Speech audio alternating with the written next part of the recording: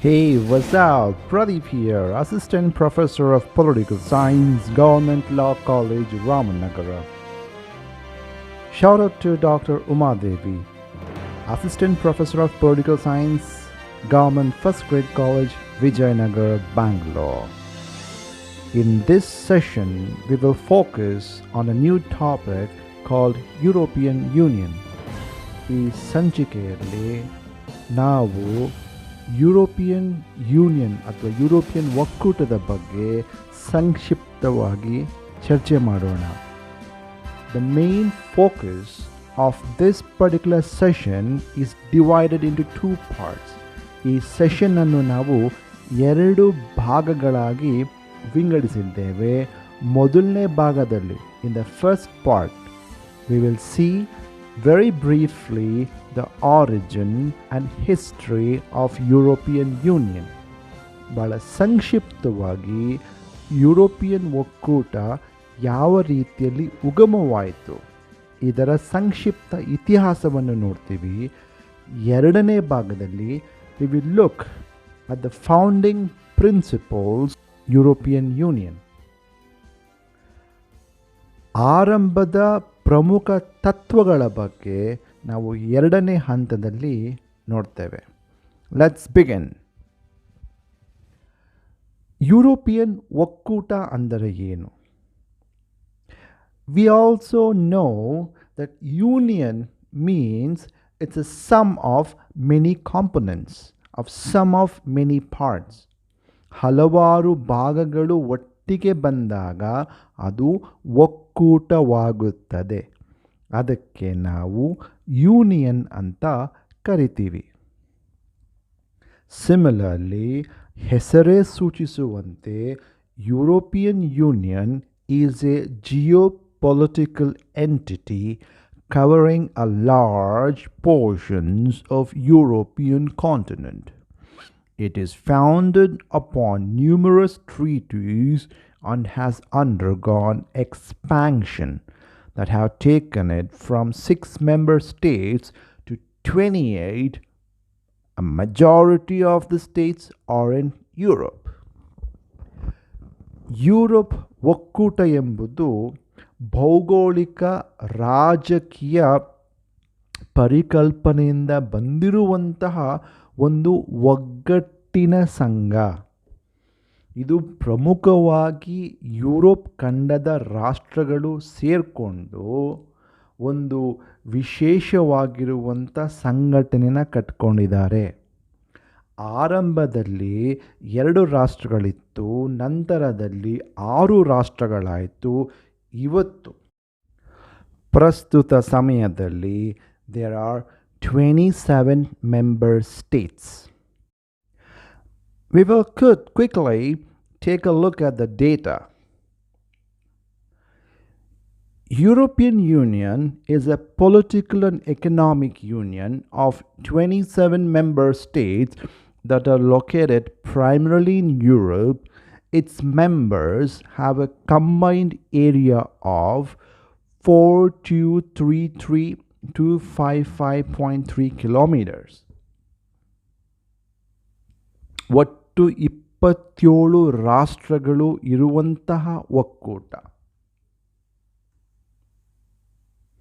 42,33,255.3 kilometre ವ್ಯಾಪ್ತಿಯನ್ನು ಒಳಗೊಂಡಿದೆ. ಇದರ ಸಂಪೂರ್ಣವಾಗಿರುವಂತಹ ಜನಸಂಖ್ಯೆ almost 447 million. 447 million. Less than half the India's population. ಭಾರತದ ಅರ್ಧಕ್ಕಿಂತ ಕಡಿಮೆ ಜನಸಂಖ್ಯೆ ಇಡೀ ಯುರೋಪಿಯನ್ ಯೂನಿಯನ್ನಿನ ಜನಸಂಖ್ಯೆ ಆಗಿರುತ್ತಾರೆ.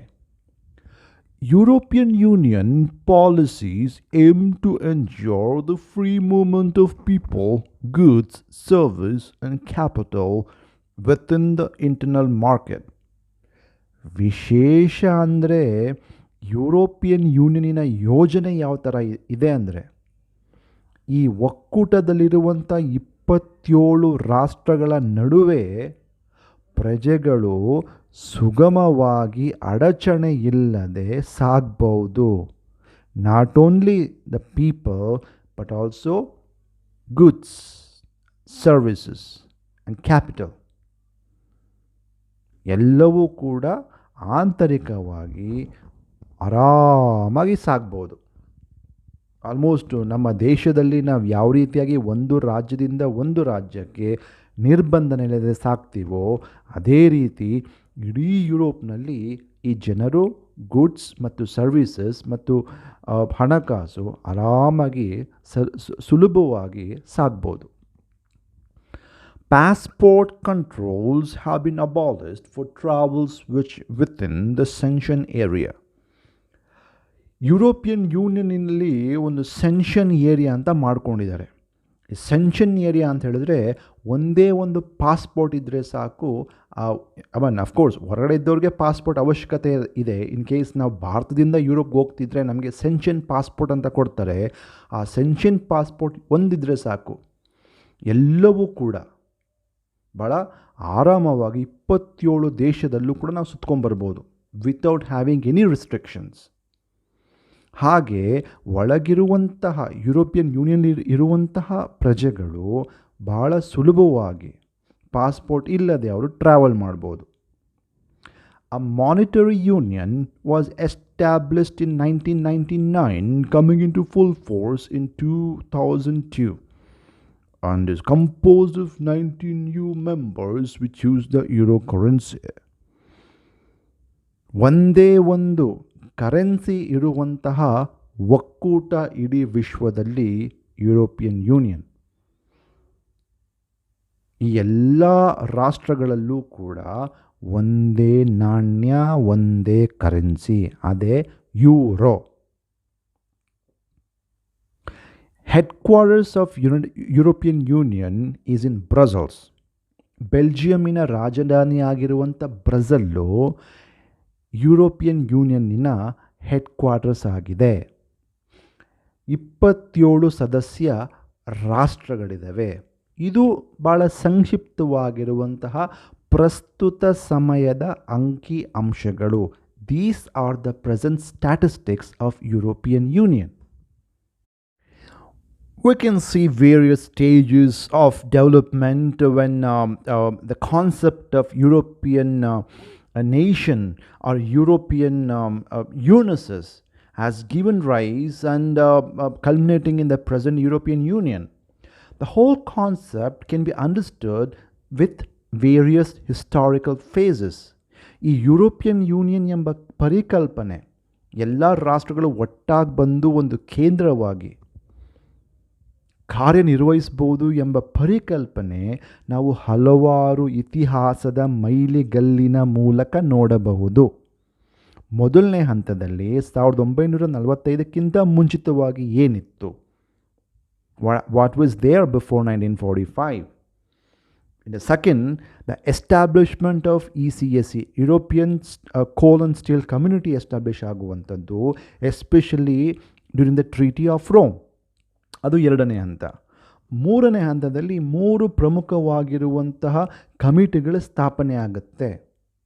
ಆ ಸ್ಥಾಪನೆ ಆದ ನಂತರ 4ನೇ ಕಾಲಘಟ್ಟ, ಅಲ್ಲಿ ಡಿಲೋರ್ಸ್ ಅಂತ ಒಬ್ಬ ಭಾಳ ಪ್ರಸಿದ್ಧವಾಗಿರುವಂಥ ಒಬ್ಬ ವ್ಯಕ್ತಿ ಇರ್ತಾರೆ. ಅವರ ಆದರ್ಶದಿಂದ ಹೊಸದಾಗಿ ಉಗಮವಾಗಿರುವಂತಹ ಪ್ರಮುಖ ಯುರೋಪಿಯನ್ ಕಮ್ಯುನಿಟಿಯ ಒಂದು ಚಿಂತನೆಗಳು, ಇದನ್ನು ನಾವು 4ನೇ ಕಾಲಘಟ್ಟದಲ್ಲಿ ನೋಡ್ತೀವಿ. 5ನೇ ಹಂತದಲ್ಲಿ the creation of European Union, ಯಾವ ರೀತಿಯಾಗಿ ಯುರೋಪಿಯನ್ ಒಕ್ಕೂಟ ಸ್ಥಾಪನೆಯಾಗತ್ತೆ ಎಂಬುವಂಥದ್ದು 5ನೇ ಕಾಲಘಟ್ಟದಲ್ಲಿ ನೋಡ್ತೀವಿ. ಅಂತಿಮವಾಗಿ ನಾವು ಇವತ್ತಿನ ಸಮಯದಲ್ಲಿ ಯುರೋಪಿಯನ್ ಯಾವ ರೀತಿಯಲ್ಲಿ ಇದೆ ಎಂಬುದು ಕೂಡ ನಾವು ಚರ್ಚೆ ಮಾಡ್ತೀವಿ. ಮೊದಲನೇ ಹಂತ, if we go back to history, there was instances where the concept of common Europe existed during Holy Roman Empire.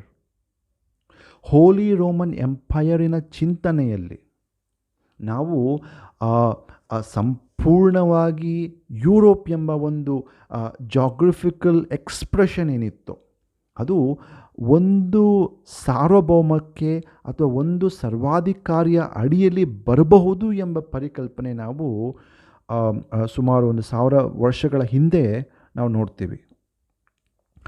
ಮಧ್ಯಮ ಯುಗದಲ್ಲಿ ದೇ ವಾಸ್ ಎ ಕ್ರೈ, ರೆನೋವಾಷಿಯೋ ಇಂಪೀರಿ. ರೆನೋವಾಷಿಯೋ ಇಂಪೀರಿ ಅಂತ ಹೇಳಿದ್ರೆ ಲೆಟರ್ಸ್ ರಿಸ್ಟೋರ್ ದ ಎಂಪೈರ್. ಇವಾಗೆಲ್ಲ ಒಡ್ಕೊಂಡು ಚಿತ್ರನ ಆಗೋಗ್ಬಿಟ್ಟಿದ್ದೀವಿ. ನಾವು ಮೊದಲಿದ್ವಲ್ಲ, ಒಂದೇ ಒಂದು ಸರ್ವಾಧಿಕಾರಿ ಕೆಳಗೆ ಇಡೀ ಯುರೋಪೇ ಒಂದು ರಾಷ್ಟ್ರವಾಗಿತ್ತಲ್ಲ, ಆ ರೀತಿಯಾಗಿರುವಂಥ ವ್ಯವಸ್ಥೆಗೆ ಹೋಗೋಣ ಎಂಬ ಕರೆ ಮಧ್ಯಮ ಯುಗದಲ್ಲಿ ಕಾಣಿಸ್ಕೊಳ್ಳುತ್ತೆ. 1915 ಕಾಂಗ್ರೆಸ್ ಆಫ್ ವಿಯೆನ್ನಾ ನಂತರದಲ್ಲಿ they was again a concept, especially concept of ಯುರೋಪಿನ ಪರಿಕಲ್ಪನೆಯ ನಂತರದಲ್ಲಿ we see the ideas of Europe, the ideas of all the countries coming together to join a unity. ಈ ಪರಿಕಲ್ಪನೆ ಕೂಡ ಅಲ್ಲಿ ಕಾಣಿಸ್ಕೊಳ್ಳುತ್ತೆ. ವೆರಿ ಇಂಟ್ರೆಸ್ಟಿಂಗ್ಲಿ ಅಲ್ಲಿರುವಂತಹ ಯುರೋಪಿನ ನಾಯಕ ವಿಕ್ಟರ್ ಹ್ಯೂಗೋ ಅನ್ನೋರು ಭಾಳ ಪ್ರಸಿದ್ಧವಾಗಿರುವಂಥ ಒಂದು ಹೇಳಿಕೆ ಕೊಡ್ತಾರೆ ನೋಡಿ. ಈ ಹ್ಯಾಡ್ ಎ ಫೋರ್ಸೈಟ್, ಈ ಪ್ರೆಡಿಕ್ಟೆಡ್, ದೂರದೃಷ್ಟಿಯಿಂದ ಅವರು 1849 ಈ ಮಾತು ಹೇಳ್ತಾರೆ. A day will come when all nations on our continent will form a European brotherhood. A day will come when we shall see the United States of America and the United States of Europe face to face, reaching out for each other across the sea. ಒಂದು ದಿನ ಬಂದೇ ಬರುತ್ತೆ, ಇಡೀ ಯುರೋಪಿನ ಸಹೋದರರು ಒಟ್ಟಾಗಿ ಬಂದು ಅಮೇರಿಕಾದ ಜೊತೆಯಲ್ಲಿ ಪರಸ್ಪರವಾಗಿ ಬಾಂಧವ್ಯವನ್ನು ಅನುಭವಿಸುವಂತಹ ಸಮಯ ಬಂದೇ ಬರುತ್ತೆ.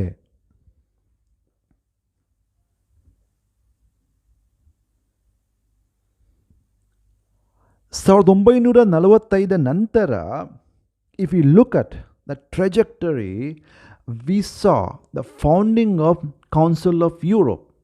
ಕೌನ್ಸಿಲ್ ಆಫ್ ಯುರೋಪ್ ಎಂಬ ಒಂದು ಪರಿಕಲ್ಪನೆಯಲ್ಲಿ ಶುರುವಾಗುತ್ತೆ. ಆದರೆ ನಾವು ಗಮನಿಸ್ತಿದ್ದೀವಿ, 2ನೇ ಮಹಾಯುದ್ಧ ಆಯಿತು. 2ನೇ ಮಹಾಯುದ್ಧದಲ್ಲಿ ಅತ್ಯಂತ ವೈರಿ ರಾಷ್ಟ್ರಗಳು ಅಂತ ಹೇಳಿದ್ರೆ ಫ್ರಾನ್ಸ್ ಮತ್ತು ಜರ್ಮನಿ. ಗಡಿಯನ್ನು ಶೇರ್ ಮಾಡ್ಕೊಳ್ತವ್ರು ಇಬ್ಬರು ಕೂಡ. ಈ ಕಡೆ ವೆಸ್ಟ್ ಸೈಡಲ್ಲಿ ಫ್ರಾನ್ಸು, ಈಸ್ಟರ್ನ್ ಭಾಗದಲ್ಲಿ ಜರ್ಮನಿ. ಸೇಮ್ ಬಾರ್ಡರ್, ಪರಸ್ಪರವಾಗಿರುವಂಥ ಯುದ್ಧ, ಭಯಾನಕ ಯುದ್ಧ. ಜರ್ಮನಿಯವರು ಹಿಟ್ಲರ್ ಕೆಳಗೆ ಸಂಪೂರ್ಣವಾಗಿ ಧ್ವಂಸ ಮಾಡಾಕ್ಬಿಡ್ತಾರೆ. They marched into Paris. Britain ಮತ್ತು ಅಮೇರಿಕಾದ ಸಹಾಯದಿಂದ 2ನೇ ಮಹಾಯುದ್ಧದ ನಂತರದಲ್ಲಿ ಫ್ರಾನ್ಸ್ ವಾಸ್ ರೀಸ್ಟೋರ್ಡ್. ಆದರೆ they was a very interesting idea. ಯುದ್ಧ ಮಾಡಬೇಕಾದ್ರೆ ನಮಗಿರುವಂಥ ಸಮಸ್ಯೆ ಏನು ಅಂತ ಹೇಳಿದ್ರೆ ಅದಕ್ಕೆ ಬೇಕಾಗಿರುವಂತಹ ಆಯುಧಗಳು. ಈ ಆಯುಧಗಳನ್ನು ಮಾಡಲಿಕ್ಕೆ ಬೇಕಾಗಿರುವಂತಹ ಸಾಮಗ್ರಿಗಳು ಯಾವುದು ಅಂತ ಹೇಳಿದ್ರೆ ಕಬ್ಬಿಣ ಮತ್ತು ಸ್ಟೀಲ್. ಕಬ್ಬಿಣ, ಸ್ಟೀಲ್ ಮತ್ತು ಅದಕ್ಕೆ ಎನರ್ಜಿಗೆ ಬೇಕಾಗಿರುವಂತಹ ಕಲ್ಲಿದ್ದಲು. ಈ ಫ್ರಾನ್ಸ್ ಮತ್ತು ಜರ್ಮನಿ ಮಧ್ಯೆ ಒಂದು ಭಾಗ ಇರುತ್ತೆ, ಆಲ್ಸ್ಯಾಕ್ ಲೊರೈನ್ ಅಂತ. It was basically a French territory border. ಈ ಆಲ್ಸ್ಯಾಕ್ ಅಂಡ್ ಲೊರೈನ್ ಏನಾಗುತ್ತೆ, ಅದೊಂಥರ ಬಾರ್ಡರ್ ಇರುತ್ತಲ್ಲ, ಆವಾಗ ಅಲ್ಲಿ ಚಿಂತಕರು ಯೋಚನೆ ಮಾಡ್ತಾರೆ. ಇಮ್ಯಾಜಿನ್ ಮಾಡ್ಕೊಳ್ಳಿ, ನಮಗೆ ಫ್ರಾನ್ಸ್ ಮತ್ತು ಜರ್ಮನಿಯ ನಡುವೆ ಯುದ್ಧ ಆಗಬೇಕು ಅಂತೇಳಿದ್ರೆ ಈ ಯುದ್ಧದ ಉಪಕರಣಗಳಿಗೆ ತಯಾರಿಕೆಗೆ ಬೇಕಾಗಿರುವಂತಹ ಕಲ್ಲಿದ್ದಲು ಮತ್ತು ಕಬ್ಬಿಣ ಅತ್ಯಂತ ಅವಶ್ಯಕವಾಗಿದೆ. ಅದು ಅತಿ ಹೆಚ್ಚಾಗಿ ಸಿಗ್ತಿರುವಂಥದ್ದು ಆಲ್ಸ್ಯಾಕ್ ಮತ್ತು ಲೊರೈನ್ ಎಂಬ ಪ್ರಾಂತ್ಯದಲ್ಲಿ, ಬಾರ್ಡರ್ ರೀಜನ್ ಅದು. ಅವಾಗ ಏನು ಮಾಡ್ತಾರೆ ಅಂತ ಹೇಳಿದ್ರೆ, ಜರ್ಮನಿಯ ಚಿಂತಕರು ಮತ್ತು ಫ್ರಾನ್ಸಿನ ನಾಯಕರು, ಜರ್ಮನಿಯ ಚಿಂತಕರು ಎಲ್ಲರೂ ಕೂಡ ಬಂದು ಯೋಚನೆ ಮಾಡ್ತಾರೆ. ಅತ್ಯಂತ ಪ್ರಮುಖವಾಗಿ ರಾಬರ್ಟ್ ಶೂಮನ್ ರವರು 9 ಮೇ 1950ರಲ್ಲಿ ನಾವು ಯಾಕೆ ಒಂದು ಸಾಮೂಹಿಕವಾಗಿ ಒಂದು ಕೋಲ್ ಅಂಡ್ ಸ್ಟೀಲ್ ಕಮ್ಯುನಿಟಿನ ಯಾಕೆ ಸ್ಥಾಪನೆ ಮಾಡಬಾರ್ದು, ಇಬ್ಬರೂ ಸೇರಿ, ಫ್ರಾನ್ಸ್ ಮತ್ತು ಜರ್ಮನಿ ಇಬ್ಬರೂ ಸೇರಿ ನಾವು ಆ ಕಬ್ಬಿಣದ ಅದಿರು ಮತ್ತು ಕಲ್ಲಿದ್ದಲ ಬಗ್ಗೆ ನಾವೇ ಇನ್ವೆಸ್ಟ್ ಮಾಡೋಣ. ಸೊ ನಾವಿಬ್ಬರೂ ಕೂಡ ಪರಸ್ಪರವಾಗಿ ಹತ್ತಿರ ಬಂದಾಗ ಯುದ್ಧದ ಛಾವಣಿ, ಯುದ್ಧದ ಕರ್ಮೋಡ ಮಾಯವಾಗುತ್ತದೆ. If we come together to collaborate, to invest and extract in the production of coal and steel, then there will be no scope or less scope for war. So ಮುಂದೇನಾದರೂ ಪ್ರಾಬ್ಲಮ್ಸ್ ಆದರೆ ಯುದ್ಧ ಮಾಡಲಿಕ್ಕೆ ಇದು ಪ್ರಿವೆಂಟ್ ಮಾಡುತ್ತೆ. That is the reason European leaders Alcide Gasperi from Italy, Jean Monnet and Robert Schuman from France, Paul Henry Spaak from Belgium understood that the coal and steel were the two industries essential for waging war, and believed that by tying their national industries together, future war between the nations became less likely. So, ಇವರುಗಳೇ ಈ ಒಂದು ಚಿಂತನೆಯನ್ನು ಹೊರಹೊಮ್ಮಿ European steel ಕಮ್ಯುನಿಟಿನ ಸ್ಥಾಪನೆ ಮಾಡ್ತಾರಲ್ಲ, they are the founding fathers of European union.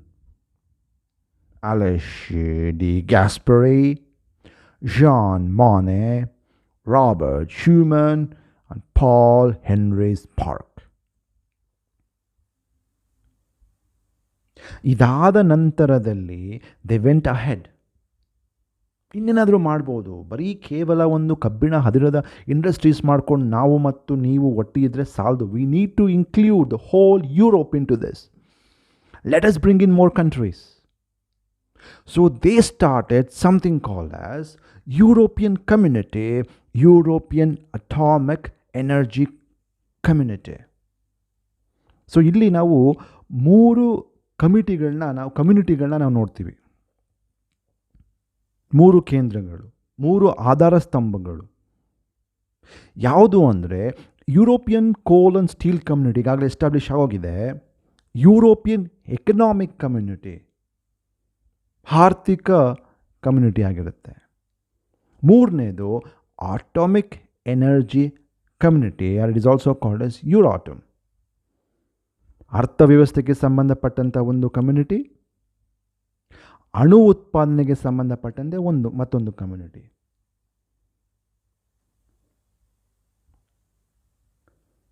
ಇದಾದ ನಂತರದಲ್ಲಿ ಡಿಲೋರಸ್ ರವರು ಒಂದು ವರದಿ ಸಲ್ಲಿಸ್ತಾರೆ. ಇದಕ್ಕೆ ನಾವು ಡಿಲೋರಸ್ ವರದಿ ಅಂತ ಕರಿತೀವಿ. ಆ ಒಬ್ಬ ಚಿಂತಕರು ನೀಡಿರುವಂಥ ಒಂದು ಚಿಂತನೆ ಇದು. ಅದೇನು ಅಂತ ಹೇಳಿದ್ರೆ, let us integrate these 3 into single union. The Dolores Commission gave a new momentum to the process of European integration. They completed the internal market and laid the foundation for a single European currency. European economic and monetary union was based on the 3-stage plan drawn upon by a committee headed by Dolores. So ಪ್ರಮುಖವಾಗಿ ಕಾಲಕ್ರಮೇಣವಾಗಿ 2 ರಾಷ್ಟ್ರಗಳು ಕಬ್ಬಿಣದ ಅದಿರು ಮತ್ತು ಕಲ್ಲಿದ್ದಲಿನ ಒಂದು ಕಾರ್ಖಾನೆಯ ಒಕ್ಕೂಟವನ್ನು ಸ್ಥಾಪನೆಯನ್ನು ಮಾಡಿ, ಅಥವಾ ಕೈಗಾರಿಕಾ ಸ್ಥಾಪನೆಯನ್ನು ಮಾಡಿ, ನಂತರದಲ್ಲಿ ಕೇವಲ ಇದು ಕಬ್ಬಿಣ ಕಲ್ಲಿದ್ದಲಿಗೆ ಮಾತ್ರ ಸೀಮಿತವಾಗಬಾರ್ದು. ಇಷ್ಟೊಂದು ದೊಡ್ಡ ವೈರತ್ವವನ್ನು ಹೊಂದಿರುವಂಥ ಎರಡು ರಾಷ್ಟ್ರಗಳು ಸಂಪನ್ಮೂಲಗಳನ್ನ, ನೈಸರ್ಗಿಕ ಸಂಪನ್ಮೂಲಗಳನ್ನ ಸಮಾನವಾಗಿ ಇಬ್ಬರು ರಾಷ್ಟ್ರಗಳು ಬಂದು ಎಕ್ಸ್ಪ್ಲೋರ್ ಮಾಡಿ ಏನು ಗಡಿಯ ವಿವಾದಗಳಿತ್ತು ಅದನ್ನು ಇತ್ಯರ್ಥಗೊಳಿಸಿ ಭಾಳ ಪಾಸಿಟಿವ್ ಆಗಿ ಪ್ರೊಡಕ್ಟಿವ್ ಆಗಿ ಎರಡೂ ರಾಷ್ಟ್ರಗಳು ಅದನ್ನು ಸದ್ಬಳಕೆ ಮಾಡ್ತಾಯಿದ್ರು. ಇಂಥ ಎರಡು ವೈರಿ ರಾಷ್ಟ್ರಗಳು ಒಟ್ಟಾಗಿ ಬಂದ ಮೇಲೆ ಏನು ಬೇಕಾದ್ರೂ ಸಾಧಿಸ್ಬೋದು. If two enemies can come together to form a bond of friendship and brotherly nature, anything in the world is possible. ಇದನ್ನ ಸಾಧಿಸ್ಕೊಡ್ತಾರೆ. ಅದಾದ ನಂತರದಲ್ಲಿ ಆರ್ಥಿಕ ಅಂತ ಬೇರೆ ಬೇರೆ ರಾಷ್ಟ್ರಗಳು ಸೇರಿಕೊಳ್ಳುತ್ತೆ. Yes, we will join you, ನಾವು ಸೇರ್ಕೊಳ್ತೀವಿ.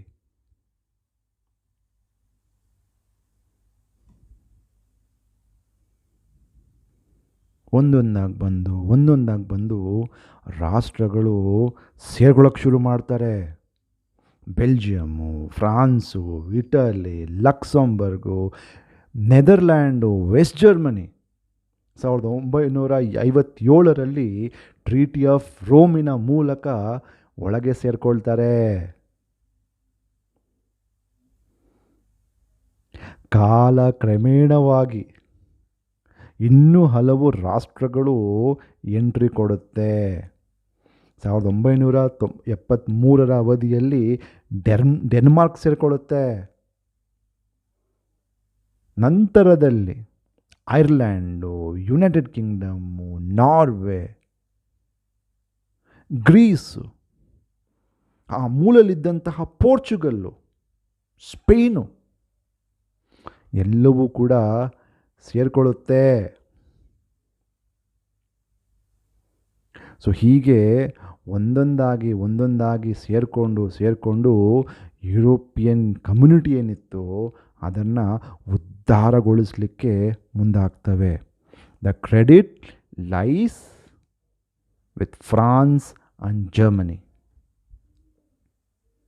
The European Union was formally established when Maastricht Treaty whose main architect was Germany's Helmut Kohl and France Francois Mitterrand came force in 1st November 1993.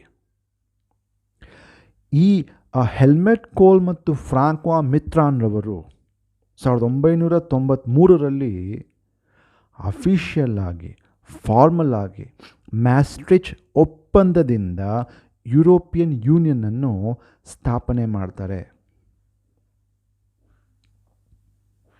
ಇದು ಭಾಳ ವಿಶೇಷವಾಗಿರುವಂಥ ಒಂದು ಪ್ರಗತಿ. ಈ ಸಮಯದಲ್ಲಿ ಯಾವಾಗ ಯುರೋಪಿಯನ್ ಯೂನಿಯನ್ ಸ್ಥಾಪನೆ ಆಗುತ್ತೋ ಆವಾಗ ಮತ್ತಷ್ಟು ರಾಷ್ಟ್ರಗಳು ಸೇರಿಕೊಳ್ತವೆ. ಸಿಪ್ರಸ್ಸು, ಮಾಲ್ಟಾ,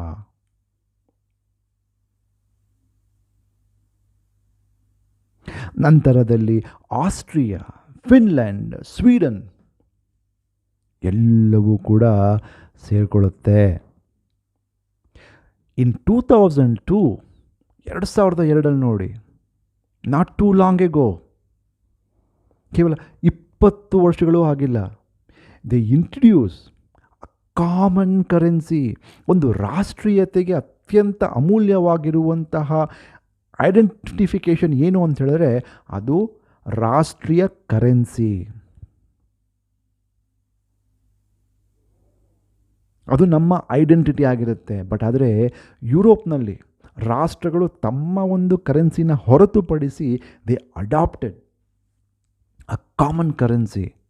ಅದಕ್ಕೆ ನಾವು ಯೂರೋ ಅಂತ ಕರಿತೀವಿ. ಅಮೆರಿಕನ್ ಡಾಲರ್, ಇಂಡಿಯಾ ರುಪಿ, ಚೀನಾದ ಯುವಾನ್, ಅದೇ ರೀತಿಯಾಗಿ ಯುರೋಪಿಗೆ ಯೂರೋ.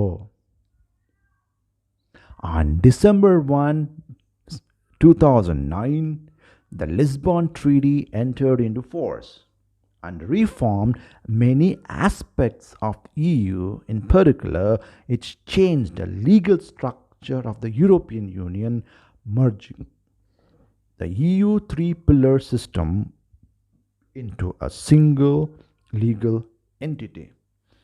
ಲಿಸ್ಬಾನ್ ಟ್ರೀಟಿ ಎಂಬುವಂಥದ್ದು ಭಾಳ ಪ್ರಮುಖವಾಗಿರುವಂಥದ್ದು. ಅಲ್ಲಿ ಯುರೋಪ್ನಲ್ಲಿ ಬೇರೆ ಬೇರೆ ರೀತಿಯಾಗಿರುವಂತಹ ಒಪ್ಪಂದಗಳಿತ್ತು, ಅಗ್ರಿಮೆಂಟ್ಗಳಿತ್ತು, ಫ್ರೇಮ್ವರ್ಕ್ಗಳಿತ್ತು. ವಿಶೇಷವಾಗಿರುವಂಥ ಕಾನೂನು, ವಿದೇಶಾಂಗ ನೀತಿ ಸಪ್ರೇಟ್ ಆಗಿರುವಂಥದ್ದು, ಮತ್ತು ಇದು ಪೊಲೀಸ್ ಫೋರ್ಸ್ ಅಥವಾ ಒಳಗಿರುವಂಥ ಆಂತರಿಕ ಪೊಲೀಸ್ ಫೋರ್ಸ್ ಸಪ್ರೇಟ್ ಆಗಿರುವಂಥದ್ದು.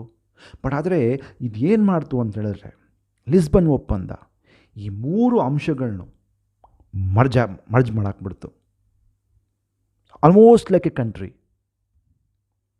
ಈ ಮೂರು ಆಧಾರ ಸ್ತಂಭಗಳು ಯಾವುದು ಅಂದರೆ, ಯುರೋಪಿಯನ್ ಯೂನಿಯನ್ನ ಆಧಾರ ಸ್ತಂಭಗಳು ಯಾವುದು ಅಂದರೆ, ಒಂದು European community, common foreign and security policies, police and judicial cooperation in criminal matter. ಒಂದು ಯುರೋಪು, ಆ ಯುರೋಪಿಗೆ ವಿದೇಶಾಂಗ ನೀತಿ ಒಂದೇ, ಮತ್ತು ಒಂದೇ ಆರಕ್ಷಕರ ಮತ್ತು ನ್ಯಾಯಿಕ ವ್ಯವಸ್ಥೆ ಕ್ರಿಮಿನಲ್ ಪ್ರಕರಣಗಳಲ್ಲಿ. ಇವತ್ತು ನಾವು ಯಾವುದೇ ಒಂದು ಯುರೋಪಿಯನ್ ಯೂನಿಯನ್ನಿನ ಸದಸ್ಯ ರಾಷ್ಟ್ರಗಳ ರಾಯಭಾರಿಗಳ ಕಚೇರಿಗೆ ಹೋದರೆ ನಾವೇನು ನೋಡ್ತೀವಿ ಅಂತ ಹೇಳಿದ್ರೆ, ಎರಡು ಬಾವುಟಗಳು. ಒಂದು ಆ ದೇಶದ ಬಾವುಟ, ಅದರ ಪಕ್ಕದಲ್ಲಿ ಯುರೋಪಿಯನ್ ಯೂನಿಯನ್ನಿನ ಬಾವುಟ. They are very proud. ಅಲ್ಲಿರುವಂಥ 27 ರಾಷ್ಟ್ರಗಳು, ಯಾವ್ಯಾವ ದೇಶದಲ್ಲಿ ಅದರ ಪ್ರತಿನಿಧಿತ್ವಗಳಿದೆಯೋ ಆ ಪ್ರತಿನಿಧಿತ್ವದ ರಾಯಭಾರಿಗಳ ಕಚೇರಿಯಲ್ಲಿ we always C 2 flags, a flag of that particular country and the flag of European Union. ಮುಂದಿನ ಹಂತದಲ್ಲಿ let us briefly check the founding principle of European Union. ಯಾವ ಆಧಾರದ ತತ್ವಗಳ ಮೇಲೆ, ಯಾವ ಪ್ರಮುಖ ತತ್ವಗಳನ್ನು ಯುರೋಪಿಯನ್ ಯೂನಿಯನ್ ಹೊಂದಿರುತ್ತದೆ? The European Union's mission is to ensure the free mobility of people, goods, services and capital within the Union. It's also called as 4 freedoms, 4 ಸ್ವಾತಂತ್ರ್ಯಗಳು. At the same time, there is no discrimination. ಏನು ಅಂದರೆ ಅದರ ಮುಖ್ಯ ವಿಶೇಷ, ಯಾಕಂದರೆ ಒಂದು ಒಕ್ಕೂಟ ಆಗಬೇಕು ಅಂತ ಹೇಳಿದ್ರೆ ಅದರಲ್ಲಿರುವಂತಹ ಅಡಚಣೆಗಳು, ನಿರ್ಬಂಧನಗಳು ಸ್ಟಾಪ್ ಆಗಬೇಕು. ಅದರಲ್ಲಿ ಮೇಜರಾಗಿ ಏನಿತ್ತು ಅಂತ ಹೇಳಿದ್ರೆ, ಎಸ್ಪೆಷಲಿ ವೆಸ್ಟ್ಫೇಲಿಯಾದ ಒಪ್ಪಂದದ ನಂತರ ಒಂದು ರಾಷ್ಟ್ರ ಅಂದರೆ ಒಂದು ಗಡಿ ಪ್ರದೇಶ ಇರಬೇಕು. ಒಬ್ಬ ಐಡೆಂಟಿಟಿ, ಒಂದು ರಾಷ್ಟ್ರದ ಐಡೆಂಟಿಟಿ ಅಂತ ಹೇಳಿದ್ರೆ, ನನ್ನ ದೇಶದಲ್ಲಿರುವಂತಹ ಪ್ರಜೆ ಹೊರಗಡೆ ಹೋಗಬೇಕು ಅಂತ ಹೇಳಿದ್ರೆ ಅದು ದೇಶದ ಪರ್ಮಿಷನ್ ತೊಗೋಬೇಕು. ಅವನು ಈ needs to have a passport. ಬೇರೆ ದೇಶಕ್ಕೆ ಹೋಗಬೇಕು ಅಂತ ಹೇಳಿದ್ರೆ ಆ ದೇಶದ ಪರ್ಮಿಷನ್ ತೊಗೋಬೇಕು. That is called visa. ಇಲ್ಲಿ ನೋಡಿ, beautiful. They just destroyed it. ಜರ್ಮನಿಯಿಂದ ಫ್ರಾನ್ಸ್ಗೆ ಹೋಗ್ಬೇಕಾ, ಜರ್ಮನಿಯಿಂದ ಸ್ವಿಟ್ಜರ್ಲ್ಯಾಂಡ್ಗೆ ಹೋಗ್ಬೇಕಾ, ಜರ್ಮನಿಯಿಂದ ಸ್ಪೇನ್ಗೆ ಹೋಗ್ಬೇಕಾ, ಪೋರ್ಚುಗಲ್ಗೆ ಹೋಗ್ಬೇಕಾ, ಪರಸ್ಪರವಾಗಿ. We don't need no agreement, we don't need no identity cards, just free mobility. No passport, no visa, just ಹೋಗ್ತಾ ಇರೋದು. ಕರ್ನಾಟಕದಿಂದ ಆಂಧ್ರ ಪ್ರದೇಶ, ಆಂಧ್ರ ಪ್ರದೇಶದಿಂದ ಡೆಲ್ಲಿ, ಡೆಲ್ಲಿಯಿಂದ ರಾಜಸ್ಥಾನ, ಯಾವ ರೀತಿಯಾಗಿ ನಮ್ಮ ದೇಶದಲ್ಲಿ ಒಳಗೆ ಹೋಗ್ತೀವೋ ವಿತೌಟ್ ಹ್ಯಾವಿಂಗ್ ಎನಿ ರಿಸ್ಟ್ರಿಕ್ಷನ್ಸ್, ಅದೇ ರೀತಿಯಲ್ಲಿ they were able to move. Free mobility of people. ಜನರೊಂದೇ ಅಲ್ಲ, ಗುಡ್ಸ್, ಪದಾರ್ಥಗಳು. ಫ್ರಾನ್ಸಲ್ಲಿ ಏನಾದರೂ ಬೆಳೆದಿದ್ರೆ ಅವನಿಗೆ ಮಾರುಕಟ್ಟೆ ಬೇಕು ಅಂದರೆ ಹೋಗ್ಬಿಟ್ಟು ಅಲ್ಲಿ ಜರ್ಮನಿ ಪಕ್ಕದಲ್ಲಿರುವಂಥ ಜರ್ಮನಿಗೆ ಮಾರ್ತಾನೆ ಅವನು. ಜರ್ಮನಲ್ಲಿರುವಂತಹ ಮಿಷಿನ್ಗಳು, ಕಾರ್ಗಳು ಪಕ್ಕದ ದೇಶದಲ್ಲಿ ಸ್ಪೇನಲ್ಲಿ ಹೋಗಿ ಸೆಲ್ ಮಾಡ್ತಾನೆ. ಆ ರೀತಿಯಾಗಿರುವಂಥ ಗುಡ್ಸ್ ಮೊಬಿಲಿಟಿ. ಒಂದೇ ಒಂದು ನಾಣ್ಯ ಇರುವಂಥ ಕಾರಣಕ್ಕೋಸ್ಕರ ಯಾವ ಬ್ಯಾಂಕಲ್ಲಿ ಹೋಗಿದ್ರೂ ಕೂಡ ಅವ್ನು ವಿಡ್ರಾ ಮಾಡ್ಬೋದು without having any restrictions. Very beautiful. So ಅದ್ರ ಜೊತೆಯಲ್ಲಿ ಇದು ತಾರತಮ್ಯತೆ ಇಲ್ಲ. Nothing is discriminated. ನೀನು ಫ್ರಾನ್ಸಿಂದ ಬಂದಿದ್ಯಾ, ನೀನು ಜರ್ಮನಿಯಿಂದ ಬಂದಿದ್ಯಾ, ನೀನು ಪೋರ್ಚುಗಲಿಂದ ಬಂದಿದ್ಯಾ, ಇಟಲಿಯಿಂದ ಬಂದಿದ್ಯಾ, no. Europe, Europe, Europe. Beautiful. The union respects the national identity, political system, and constitution of the member states. They work together in good faith. ಆಹಾ, ಇದು ಇನ್ನೂ ಅದ್ಭುತ.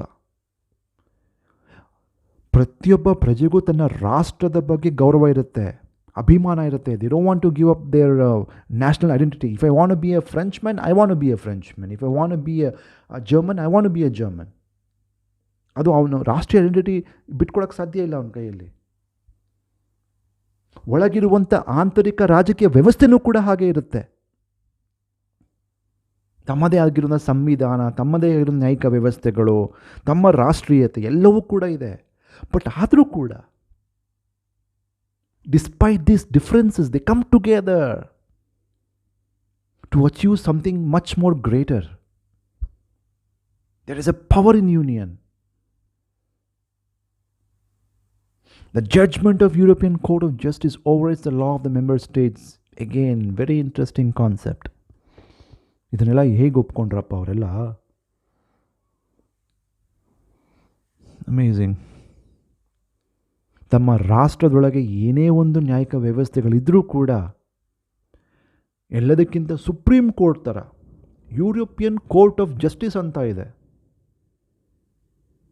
ಇವಾಗ ಒಬ್ಬ ವ್ಯಕ್ತಿಗೆ ಇನ್ ಕೇಸಲ್ಲಿ ಫ್ರಾನ್ಸಲ್ಲಿರುವಂಥ ಒಬ್ಬ ಅಪರಾಧಿಗೆ ಅಥವಾ ಯಾರೋ ಒಂದು ಸಮಸ್ಯೆ ಆಗಿರ್ಬೋದು, ಅವನಿಗೆ ಫ್ರಾನ್ಸಿನ ಒಂದು ನ್ಯಾಯಾಲಯದಲ್ಲಿ ಅವನಿಗೆ ನ್ಯಾಯ ಸಿಗ್ತಾ ಇಲ್ಲ ಅಂತ ಹೇಳಿದಾಗ ಈ can approach the European court. European ಕೋರ್ಟ್ನಲ್ಲಿ ಅಲ್ಲಿರುವಂಥ ನ್ಯಾಯಾಧೀಶರು ಅವನ ಪರವಾಗಿ ತೀರ್ಪು ಕೊಟ್ಟರೆ ಫ್ರಾನ್ಸಲ್ಲಿರುವಂಥ ಕೋರ್ಟ್ಗಳು ಅಕ್ಸೆಪ್ಟ್ ಮಾಡ್ಕೊಳ್ತಾರೆ. European justice system is much more sacrosanct compared to individual state. This is accepted. ಒಂದು ಕಾನೂನು ಆಗೋಕ್ಕೆ ಸಾಧ್ಯ ಇಲ್ಲ ಅಂತ ಹೇಳಿದ್ರೆ ರಾಷ್ಟ್ರಗಳು ಒಟ್ಟಿಗೆ ಬರೋಕ್ಕೆ ಸಾಧ್ಯನೇ ಇಲ್ಲ. Creating amazing network. Look, past 50 years, what kind of magic they have created.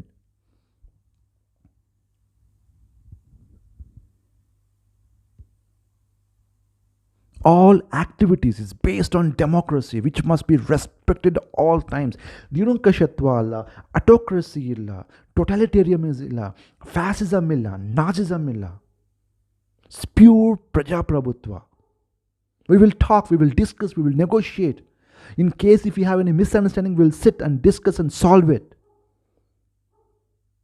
ಯುದ್ಧ ಎಲ್ಲೋಯ್ತು?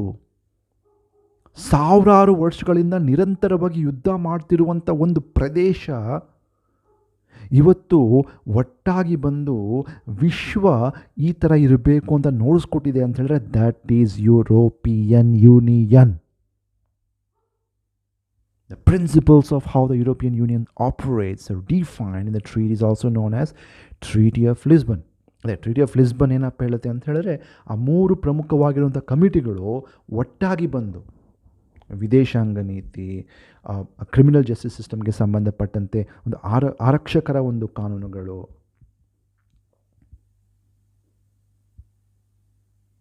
ಇವೆಲ್ಲವೂ ಕೂಡ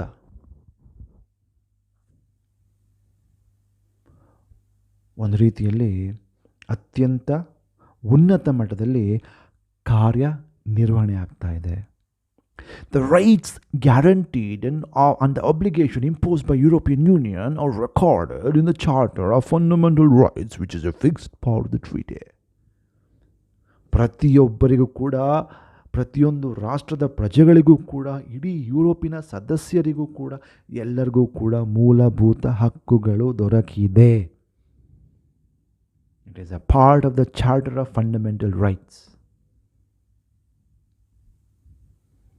So therefore, we just briefly saw how the idea of Holy Roman Empire entered into the public conscience and created the feeling of imperia, an empire of Europe during the Middle Ages, which after the culmination of the World War, because of people like Schumann,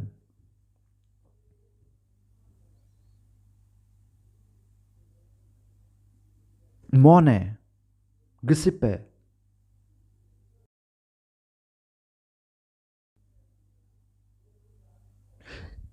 the whole concept of European coal and steel community was born. And the Maastricht Treaty,